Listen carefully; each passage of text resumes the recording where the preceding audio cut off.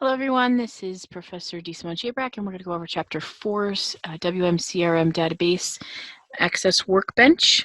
Starts on page 290 for you in the book if you're using the 8th edition. If you are using the 9th edition, for some reason it's actually going to start on page, looks like 319. It starts at the bottom of page 319. The 9th edition of the book actually goes through and gives you a tutorial on how to use Visio.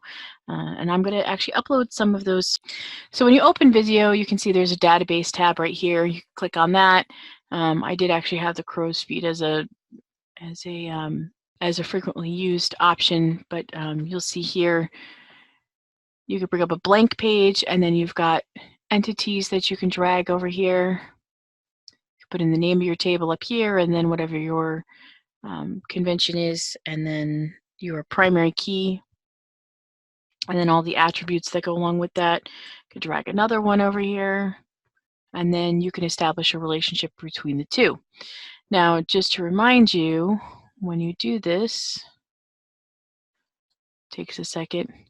I'm going to zoom in a little bit here just so you can see. The default is that it shows a zero to many relationship, or on this side it shows a required one relationship. So there can be many or none on this side, but there must be at least one on this side. And it talks about all of those different crow's feet notations on page 274.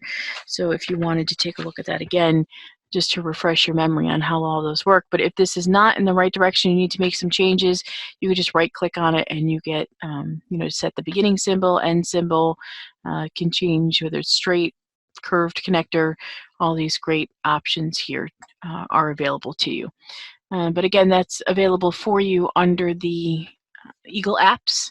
So just log in with your regular Blackboard password or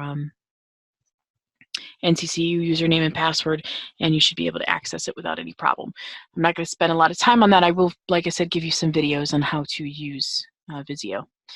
But let's take a look here and talk about what they're actually asking us to do today. But let's go over what the current data model looks like. So here we have the current setup says that there's a salesperson, and the salesperson may have a customer or may not have customers. And you can see that relationship here. So here we have the salesperson, and they can have 0 customers or they can have many customers. That's what that crow's foot annotation means. And going back the reverse way, if there is a customer that's out there, they must have a salesperson, and they must have only one salesperson. That's what that annotation there means. Going across, the customer must have one contact ID, or they may have many. And going back the other direction, they must have a customer ID, and this information, depending on whether it's a required field or not, but they must have a customer ID, and they need to have only one. And then coming down here, same thing with phone number. The customer can have a phone number or have many phone numbers. And going back the other way, but if there is a phone number out there, it must be connected to a customer. So contact must be connected to a customer, and phone number must be connected to a customer. They can't exist independently. Okay, so that's the current setup of the system. But what they're asking us to do is now they want any salesperson to work with any customer.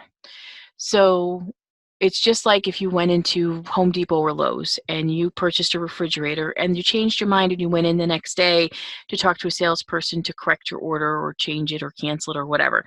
You don't have to talk to the same person you worked with yesterday. You can talk to anyone. So it's the same concept. So what they're asking us to do then is, instead of salesperson being dependent on customer and customer being dependent on salesperson, now it's going to be dependent on contact. So the salesperson, any salesperson can work with any customer, but it will be all related to the contact ID, the date, time, and any remarks. So all the information that they put in is here, will filter back here, but it doesn't matter which salesperson puts all that contact information in. The phone number will still be dependent on the customer. Okay? Again, I'd encourage you to go back and take a look at pages like 274 through I don't know, 279, maybe even 280, just to refresh your memory on how all of that works with the different data models and the crow's foot notations. You've got identifying relationships, non-identifying relationships, weak, not strong, so on and so forth. So just make sure that you go through and review that again. Okay, great. So we are taking a look at page, looks like 292. So what they want us to do here is they want to show us how we would pull the information currently so that you could see which salesperson has all the information for which customer. So who's entered all the information, when they called, so forth, all in one form, so that when, say, you're creating this for a client, they could see everything streamlined in one form. So I know we did a bunch of queries last week, which is great to pull some information when you need to, but it's nice to be able to click on just a form or a report to pull all the data at once. It's also, with the forms, it's nice because the forms are actually where you would enter the data. So having everything in one area to enter in all at once makes it more streamlined for your customers. So I'm going to go ahead and click here. Now they just went over how we have a relationship currently with nickname to nickname and customer, so nickname and salesperson with nickname and customer. However, we're going to be making some changes to that. So we're going to be taking this relationship out, because right now it's saying, this is saying that one salesperson may be assigned to many customers, but those customers can only be assigned to one salesperson. So we're going to have to take that relationship out eventually, but first let's talk about the form. So they're asking us to go ahead and open up the WCRM database that we had done in Chapter 3. I've already done that and renamed it to Chapter 4. I like to keep them separated, as I mentioned before, so that as I do each one of these tutorials, I don't have to worry about recreating everything for the next one. So here we've already got this named as Chapter 4, and the first thing we're going to do is go to the Form Wizard. So the Form Wizard comes up, and this time we're going to be pulling data from a couple different tables. So looking at page 293, it looks like the first one they want us to pull from is our salesperson. And from there, they'd like the nickname, last name, first name, office, phone, and email address. And oops, I hit next. You don't want to hit next. I'm sorry about that, because you're going to actually pull some information from a couple different tables. So from contact, we're going to take contact date, type, and remarks. And from the customer table, we're going to take last name, first name, address, city, state, zip, and email. Okay, so you can see here over to the right, some of these names are the same. So we've got two last names and first names, because there's one for the salesperson and one for the customer. So it's gone ahead and told us which table that field is coming from. So it just gives you that information there when there's a repeat. So now that we've pulled all that information, we can hit next.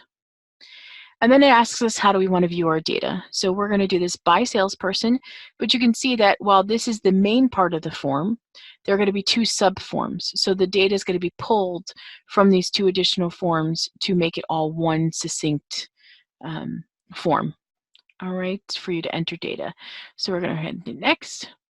We're going to keep this as data sheet, and then we're going to rename this form. So I believe we are now on page 295, and it's asking us to name it WMCRM Salesperson Contacts Form. We're going to call this customer data and contact data.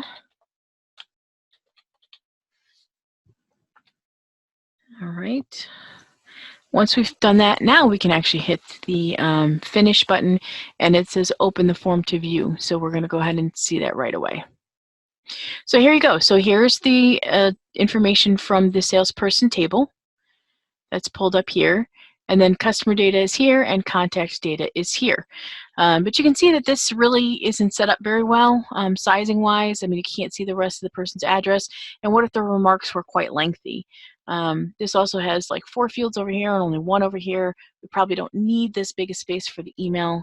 So we can actually go ahead and do some editing of this page to resize some of this. So you can actually right click here and say layout view, or you could go over here to the left and say view and say layout view. And when you do that, you see how now there's like an orange box around Bill's name. But we're going to make some changes here based on what they told us in the book. So I'm just going to take these fields and just drag them down. Let's make this field a little smaller. I know I think we set these to 100 characters for the email. Hopefully someone does not have an email address that's 100 characters. How about we put this over here? I think the book tells us to, just to make it look a little nicer. And again, you could just play with these back and forth until you get it looking pretty. All right, that looks decent, I guess. You can make it, like I said, continue to work on it and see if you can make it any better than that. Then once you've done that, you can stretch this all the way out. You know, maybe we don't need such a large field for first name and last name. So I think we only have 35 characters for last and 25 for first. And that gives you a little more room to add in for the email address in case somebody has a longer one. Shorten that up. We'll leave the city. You never know. And then just to make it look a little nicer, let's stretch this one all the way up to the same length. And then we'll stretch this out, just because you never know how much information people are going to put in the remarks. So let's put it all the way over. And that looks good. All right, let's see what they're asking us to do beyond that. All right. It looks like that's pretty much it. That's all that they're asking us to do here, is just to make some changes in the sizing and layout, just to make sure that it looks a little nicer in case you wanted to print this up. So we'll go ahead and save this and close it out. Now they're saying we can create a report using the report wizard, but we're going to do a few things a little bit differently. So we're on page 297 now, and it says create a report that includes the data from multiple tables. So we're pretty much going through almost the same process. We're going to go over here to report wizard, and we're going to go choose salesperson, and I believe we're doing same things. We're doing nickname, last name, first name, office, and email. Then we're doing customer, and we are doing last name, first name. And I think this time they're only asking for the email address, so let's add that in there. And then under contact, once again, they're asking for contact date, type, and remarks. So now we can hit next, and you can see once again we've got it separated out by the information from which table. Okay, and we want to sort it again by salesperson. So that you can just, we don't want to do any grouping, it's just as it is. But now this time we're going to sort by contact date, which I believe is on page 299. So we'll do it by contact date and ascending, and click next. Stepped is fine, but this time we're going to look at the data in landscape mode, because there's going to be a lot of information in there, and we want to be able to capture everything on one page. It's easier a lot of times with these reports to do it in landscape mode, especially when you have a lot of data. They want us to rename this report to WMCRM salesperson contacts report. And I think that's all that we need to do there. So then we can go ahead and say finish. And then you can see the report came up here. So you can see there's quite a bit of information on here, and there's a lot of stuff that's been cut off. So once again, we need to make changes to the layout. So we're going to go ahead and do that. But the first thing we need to do, I want to make sure that this is listed in landscape mode. It is. Okay, that's good. But I want to go, instead of to layout view, I like to go to design view. Just to show you a little bit different way to do this. that might make a little more sense to some people because it does have the margins here. It has the ruler so that you can actually stretch everything out and see the sizes of the different fields. So sometimes it makes it a little easier for people, especially that are analytical like me, to take a look at the different sizes. I'm not always good at just eyeing things. So I just stretched that whole thing out so that we've got some room to make this bigger. But it's pretty much the same concept. I'm going to take these remarks, I'm going to put them all the way down here. But if you take a look here, this report is something that you would distribute to a client. So you don't want this to have contact type all one word, even though that's how we use our naming conventions for our entities in the table themselves. You don't want to do that. It doesn't look professional to have that on your report. So if you take a look now at the report view, I've changed it so now there's a space there. All right, so I'm going to go through, whoops, I want to go to design view. I'm going to go through and move all of these over and pause the video while I do that.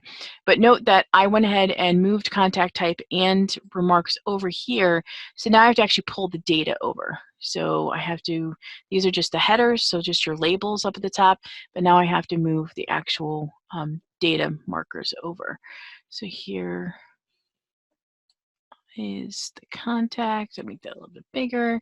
I don't have to rename these because these don't actually show. It's just the data label. So, or I'm sorry, the data marker to show us where the data is. That one doesn't want to move. There we go. So I move that one over here, and we'll move this here. Make it a little bit bigger.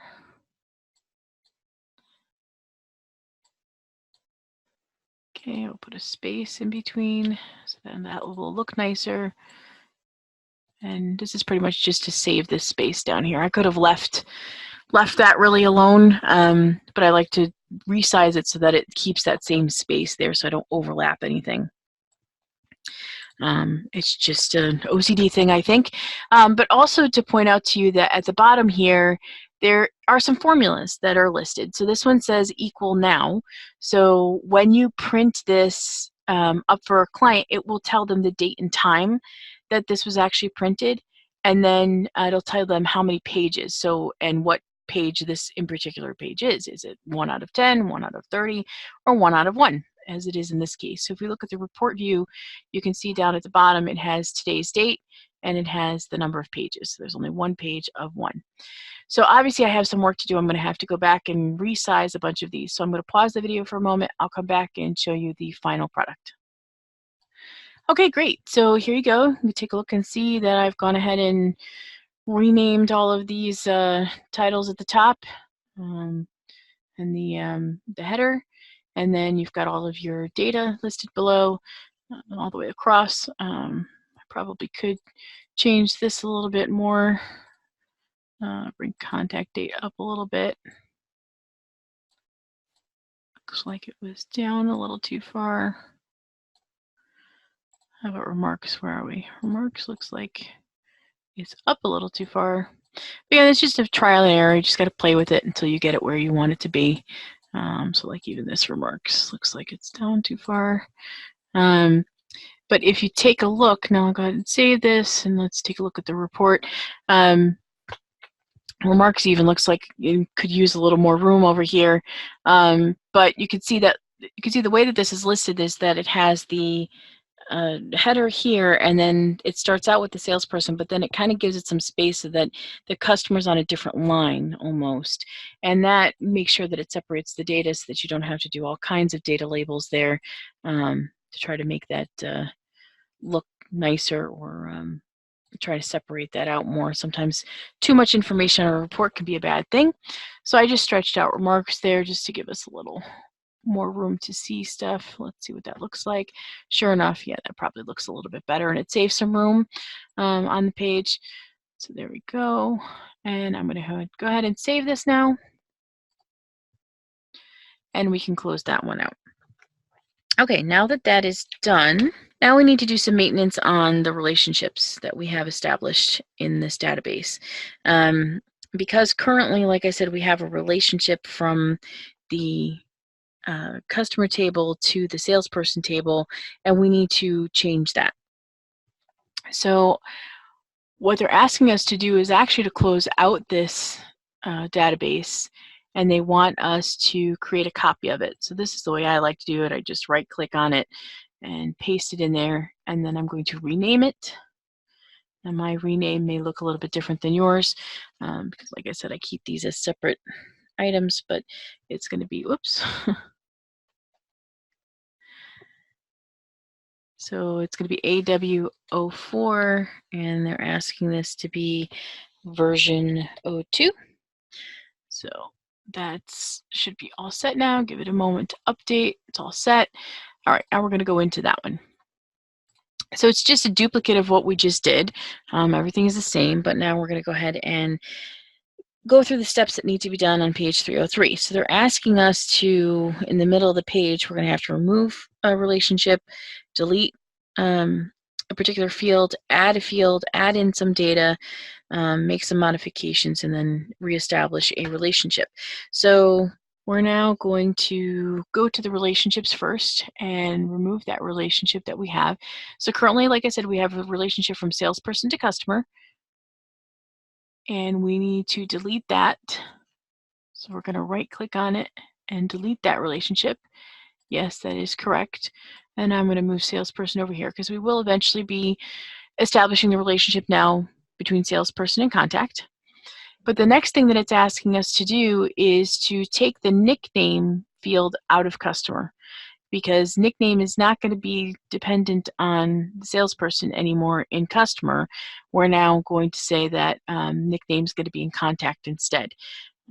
So we'll eventually establish the relationship between these two tables, but until we get there, let's go here. Well, we have to save this first. Let's do that. Close that out, and we're going to go into customer. So right now, this is the information we have here. We have the field nickname, but we're going to go ahead and make some changes to that. So all we have to do is go down here to nickname, highlight the whole row, and then right-click and say delete rows. It's going to say, are you sure you want to do this? Because it will permanently delete all the information. We want to say yes. So now we've gone ahead and deleted that. So that's the first step of taking that out. But now they want us to go ahead and put that information, after we've saved this, into contact instead. So here's our contact table. We don't currently have a nickname field in there, but we're going to go ahead and create one. So when you are working with Access, it really doesn't matter where you put your field. It doesn't matter what order it's in, as long as it's in there. So you could go ahead and start putting it here underneath remarks if you'd like, or you can put it where they're showing it in the book. So we can just go and highlight this whole row and say insert row, and then it'll create a new one for us. So I'm just going to do that just so it matches the book. So remember, we have to have the same naming convention. So it is nickname with a capital N here and a capital N for name. And then we're going to say it's a short text. And then I believe it says foreign key.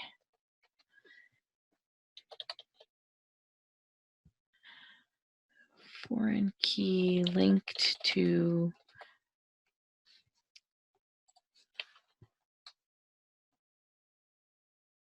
salesperson dot nickname. So again, that's just a note to remind us why we did it this way. And they're telling us it's only going to be 35 characters at the most. Right now we're going to say no, it's not required. But we will make that change later on to say yes, that it is required. So for now we're going to say no, because it doesn't necessarily need to be required, but soon enough it will be a requirement, because these things are going to change. So I mean, you may know, normally client number 1 always works with Big Bill, but now it could be anybody, so we're going to go back and change it to be required later on. But for the moment, we're going to leave it as it is. The book tells us just leave it alone. So I've gone ahead and saved that. So that is done. But now I have to populate the information. So if I go back to my table and go back to the actual information, I'm missing the nickname here. So I'm going to need to go in and put that in. So I'm going to close this for just a second. So I'm going to need to put in the nickname information here. So I'm going to go do that really quickly. That information is on page 305. I'm going to pause the video and I'll be back when it's done. And by magic, here we go. We all now have the nicknames listed on the screen. And you may say to me, well, how come Big Bill is still with client 1 and Tina still has client 4 and Billy still has client 3? Well, that's because up until now, they've only worked with that, the customer's only worked with that particular person, but that may change depending on who they get when they call in or email. So now that that has been completed, we'll go ahead and save this and close that out. But now it's saying, okay, well, now that that's all done, we need to reestablish the relationship between the tables.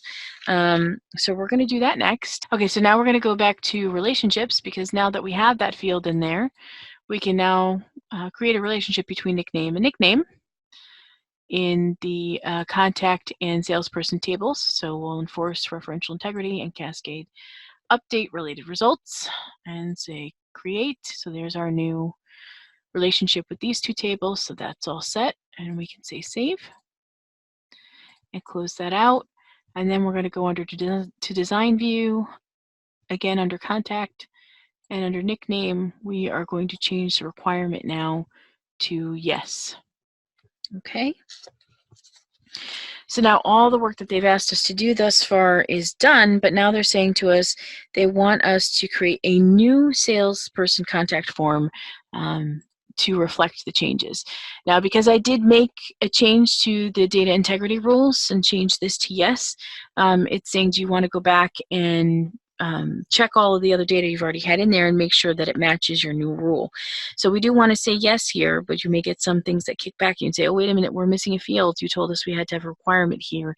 And it may take some time to go back through and find all of those records to validate them, essentially. So I'm going to say yes here because you do want to do that. But there shouldn't be that much data, as you know, so that's fine. So they want us to redo this contacts form, and normally I would suggest just going ahead and deleting the ones that you already did because you don't want duplicate information in here. But because I'm doing this as a tutorial, I'm going to do a second form. So I'm just going to call it version 2 and go from there. But let's go ahead and create that. So we'll go to create and go to our form wizard. And I'm going to take the information from the salesperson. So from the salesperson table, we're going to take nickname, last name, first name, office, and email. And then from customer, we're going to do last name, first name, and just because I'm giving you this information as a tutorial, I'm not going to put the address and city and state in there. I'm just going to put email. And then I'm going to say under contact, date, contact type remarks. Next.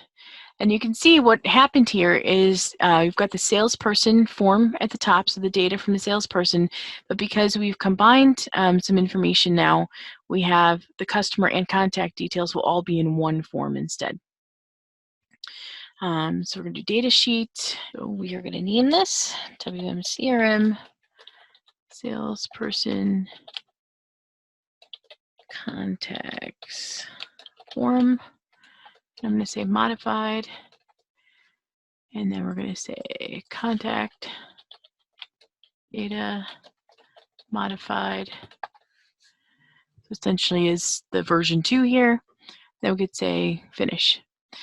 So you can see instead of having the two different forms here at the bottom like we did with the other one, it's now been all combined into one modified table of information, or one modified form of information rather. So we'll go ahead and make some changes here. We've got our layout view. We need to expand this so that we can see it better. And I think they actually had contact date and type and remarks first in the book. So we'll go ahead and just move those guys around. Oops, I just highlighted everything instead. See, I told you I like to make a few mistakes so you can see I'm not perfect either.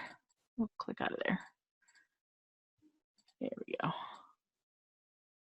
There we go. All right, great. Okay, so there's all that information there. We can lessen the amount of room that this email has. Okay, And we actually don't have to say modified here. We could just say contact data or customer contacts. I think they actually have it listed as. So there you are. Okay. And I think they, for convention, or all right, so that looks better because we just resized everything there. So it looks like we have everything there. I'm going to just make this field a little bigger. So we could have a longer email address. Maybe first name doesn't need to be so big. Last name doesn't need to be so big. But we probably need more room for remarks. We can even move this whole table over a little bit more in line with the data labels up at the top there. But that looks good. So you can see we've got each one here. All right, so that's all set. Okay, so that's pretty much everything that they asked us to do for this particular exercise. Outside of doing the switchboard. So if you go to page 307, it asks you to create a switchboard, which is what clients would use instead of going in to pull all these forms and everything here to the left. I mean, they could pull the reports, but over here to the left, but you don't want them really messing around with all of these objects and things. They might click on something they shouldn't. So you can create a switchboard, which will open immediately when they open up the database. And when they do that, they can just click on the actual windows, or the actual buttons, I should say, not windows. But let's show you what that looks like. I apologize, I didn't go back to the book to show it to you already, but let me get to that page. So this is what it looks like here. So essentially, you would go in and program these so that there is a button to click on to get these reports rather than going in and double clicking in that object window. Now, like I said, I'm not going to go through this in this tutorial. I'm going to do one separately because I think it's important, it's pertinent information, but it's not necessarily something you need to know for your homework this time around. It's just more informational than anything, but they actually provide you with that information under Pearson. So if you go to that Pearson Higher Ed / Kroenke and come down here, there's an online appendices for you. So if you click on that, you'll get a download of all the appendices, and I believe it's letter H, Appendix H, and you can go through here on your own if you'd like in the meantime and read up on how to do that. But again, it's not something you're going to need to do for your actual homework for the WP database, so at this point it's really just informational. If there's any questions, again, please feel free to contact me, and I hope everyone has a good day. Thanks. Bye-bye.